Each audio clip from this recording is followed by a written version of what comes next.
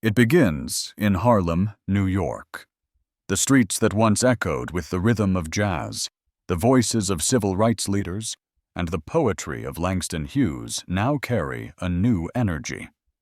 Young entrepreneurs, engineers, and artists of African descent are leaving behind comfort and familiarity. They are not running away, they are returning. Their destination is Africa. Their mission is to rebuild the homeland their ancestors once lost. For decades, the African diaspora in America has carried a question deep in its heart. What if we could go back, not as visitors, but as builders? Today, that dream is becoming reality. Inspired by a new generation of African leaders like Ibrahim Traoré of Burkina Faso, Black Americans and Caribbean descendants are joining a movement that connects Harlem to Ouagadougou, Atlanta to Accra, and Chicago to Lagos. This connection is more than symbolic. It is emotional, historical, and spiritual. It reaches across the Atlantic Ocean, linking centuries of struggle with a new promise of strength. From technology hubs in Dakar, funded by African Americans, to community farms in Burkina Faso, supported by Pan-African investors, the bridge between continents is growing stronger. For many in the diaspora, the motivation is simple. They are tired of being seen only as survivors of history. They want to become authors of the future. In Africa, they see a continent awakening, full of energy, faith, and opportunity. For Africa, the return of its global family is not charity. It is a reunion. The question now is whether this growing alliance of minds, skills, and memories can truly reshape the destiny of an entire continent. If you believe history can come full circle, stay with us. Because from Harlem to Ouagadougou, a powerful story is unfolding, one that connects identity, hope, and the rebirth of a people determined to rise together. Across the Atlantic, something extraordinary is taking shape. The descendants of those once taken from Africa are now returning, not in chains, but with laptops, degrees, and determination. This new wave of migration is not born of desperation, but of destiny. It is the quiet revolution of the African diaspora, a movement linking Harlem's soul to Ouagadougou's spirit. In Atlanta, a young software engineer named Marcus left a secure job at a U.S. tech company to help launch a coding academy in Ghana. He calls it his ancestral duty. "My grandmother used to tell me stories about Africa as if it were a dream," he says. "Now I get to wake up inside that dream and make it real." His story mirrors thousands of others. From New York to London, members of the African diaspora are investing their time, money, and skills in projects across Africa. At the center of this movement stands Burkina Faso, a nation once dismissed as poor and landlocked, now rising under the leadership of Ibrahim Traoré. His call for sovereignty and self-reliance has inspired not just Africans at home, but millions abroad. The diaspora sees in Traoré a leader who speaks the language of pride and power, a voice echoing through generations who once felt disconnected from their roots. Financially, the numbers are staggering. Remittances from the African diaspora now exceed $90 billion annually, surpassing all foreign aid combined. But the change is not only in money, it is in mindset. In Harlem, Pan-African cultural centers are reopening, hosting events that blend jazz with griot storytelling, hip-hop with traditional drums. In Paris and Toronto, young professionals form investment collectives focused on renewable energy, education, and agriculture across the Sahel. They are not sending charity, they are building equity. In Ouagadougou, a startup hub funded by African Americans from California develops solar-powered irrigation systems. The founders say their goal is simple: to prove that Africa can lead in green innovation. In Accra, returnees from Chicago have opened design studios that combine African textiles with modern fashion. These are not isolated stories, but pieces of a larger puzzle, one where identity meets opportunity. Even faith communities are part of the shift. Churches in Baltimore and New Orleans are partnering with schools in Mali and Niger, sending teachers and equipment. In return, they receive what one pastor called a lesson in resilience and grace. It is a spiritual exchange, closing a wound that history left open for centuries. Western observers often misinterpret this movement. They call it reverse migration or diaspora tourism, missing the deeper meaning. What is unfolding is not a visit, but a homecoming. The diaspora is not seeking refuge from the West, but reconciliation with Africa. They bring not only resources, but also a worldview shaped by struggle, resistance, and creativity. Governments across Africa are beginning to recognize the power of this connection. Ghana's Year of Return campaign opened the doors in 2019. Now Burkina Faso, Nigeria, and Senegal are drafting new programs that offer dual citizenship and tax incentives for returnees. Even more significant is the cultural shift. For the first time, young Africans see the diaspora not as foreigners, but as family. This movement is quietly rewriting the story of Black identity in the 21st century. It no longer begins with slavery and ends with survival. It begins with history and moves toward creation. The diaspora is not only returning to Africa, it is helping Africa rise. But as the movement gains strength, powerful interests are watching.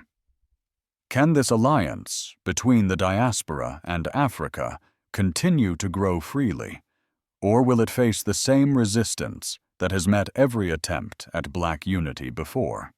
The turning point came during a historic gathering in Ouagadougou, where hundreds of diaspora leaders, investors, and artists from around the world met face-to-face with African innovators and policymakers. The event, called the Bridge Summit, was the first of its kind, symbolizing the spiritual and practical reconnection between Africa and its global family. Cameras captured the moment when an elderly woman from Harlem and a young student from Burkina Faso held hands, both in tears. The symbolism was powerful. Centuries of separation were being healed in a single gesture. At the opening ceremony, Ibrahim Traoré spoke directly to the diaspora.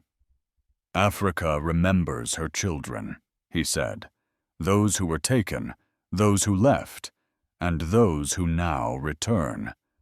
You are not guests. You are home."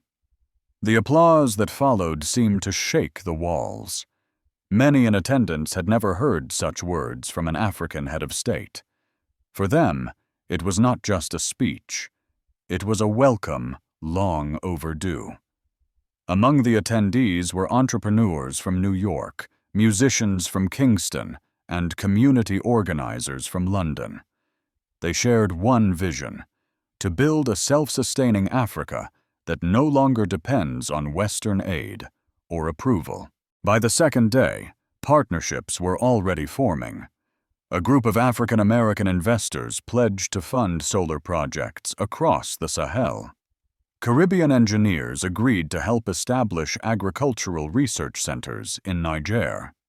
A Ghanaian-American architect proposed building a Pan-African innovation hub designed entirely by black engineers from across the world. The energy was contagious. Local media called it a second independence. On social networks, the hashtag @ReturnAndRise began to trend across Africa and the diaspora.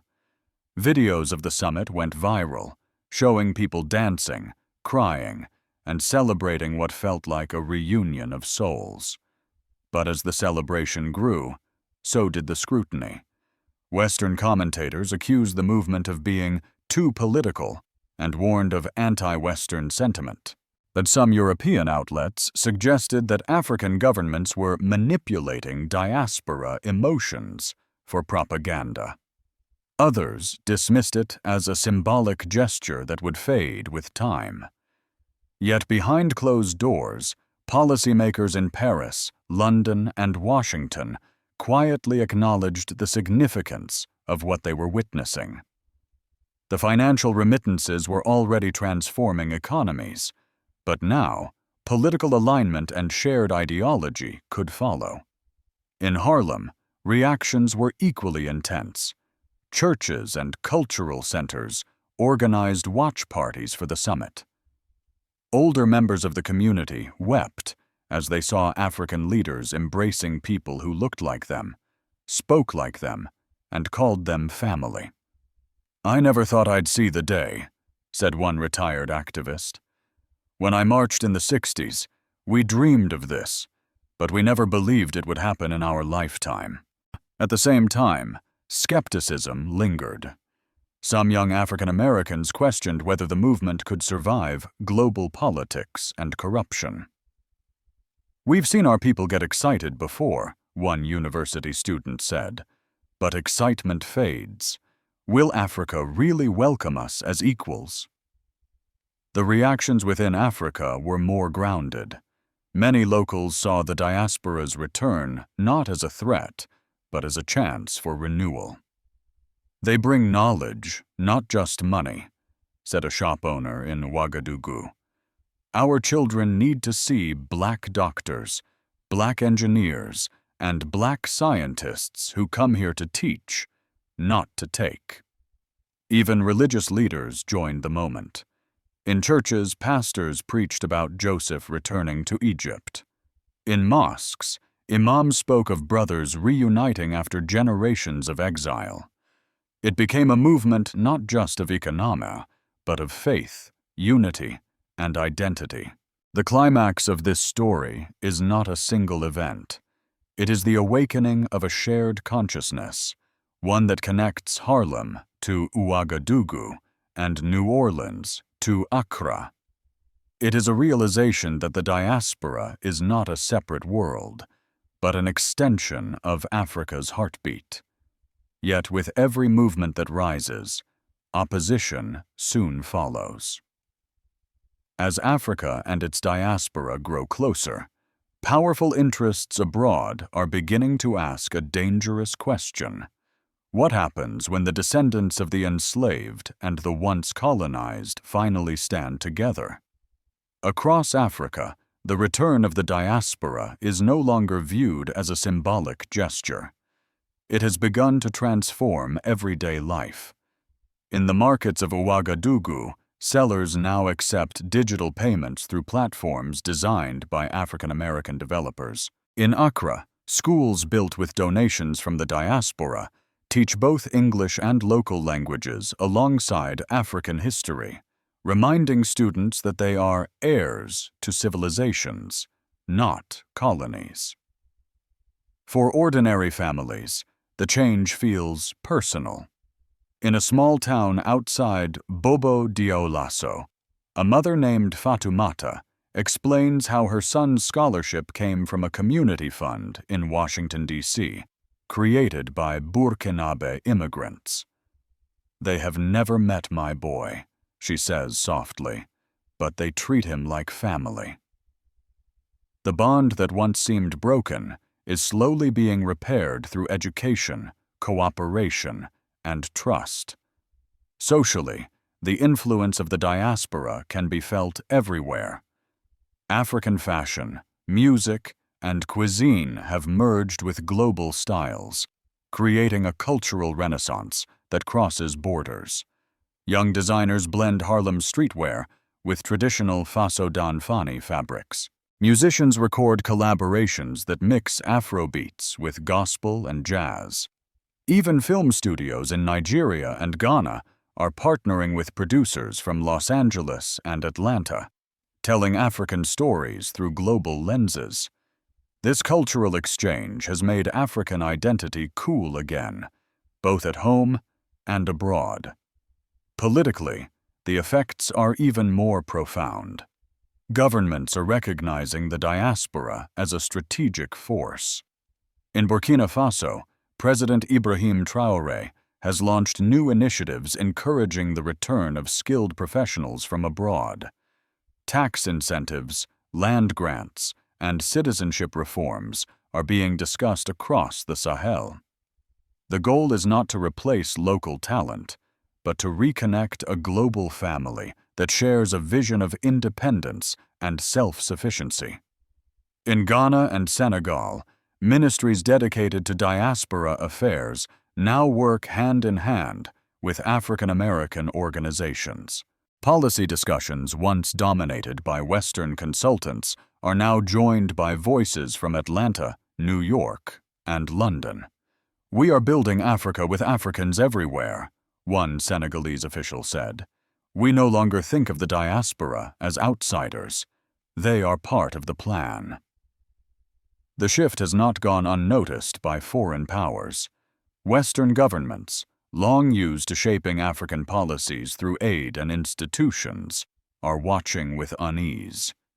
Some European diplomats have warned that the growing influence of the diaspora could redefine Africa's alliances. Others privately express concern that a politically united Africa, supported by its global descendants, could challenge Western dominance in trade and diplomacy. Yet within Africa, most people see hope rather than danger. The diaspora is helping to build not only infrastructure, but confidence.